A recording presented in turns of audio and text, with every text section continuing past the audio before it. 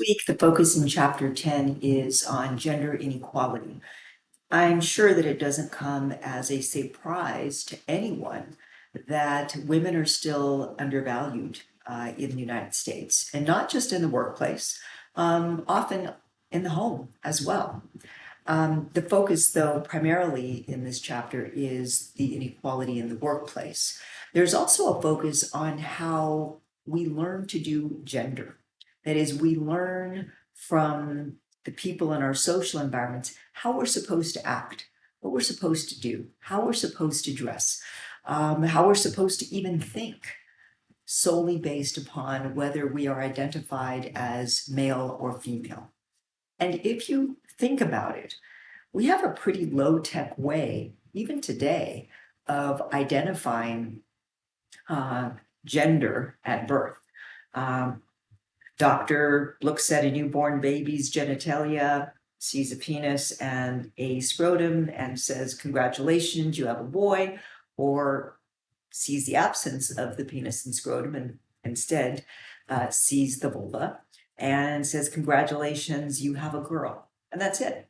And everybody from then on just assumes that, well, that's the way things are going to be. That's the way the doctor called them, and that's the way we're going to rear this child.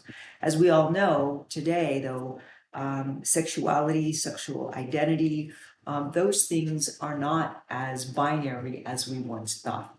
And so one of the things that you'll also consider in this chapter is the intersectionality of race, class, gender, and sexuality. So yes, women, all women, are typically underpaid, even when they're doing the same job that men do.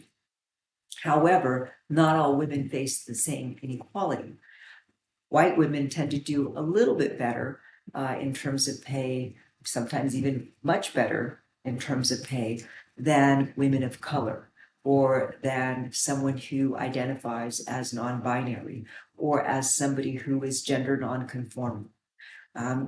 Whether we like it or not, we have been taught to think and to expect that people who look a certain way should act a certain way, should talk a certain way, etc.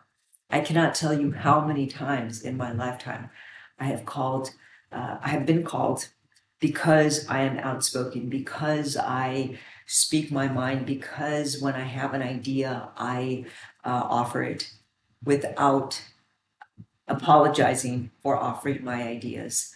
That people have called me a bitch. It's something that I have heard for many years. And so the unfortunate thing is, though I do many of the things that men do in meetings, speak my mind, offer my opinions, offer my ideas, I'm not apologetic about it. When a man does that, that's a leader. When a woman does it, she's a bitch. Yep, the double standard.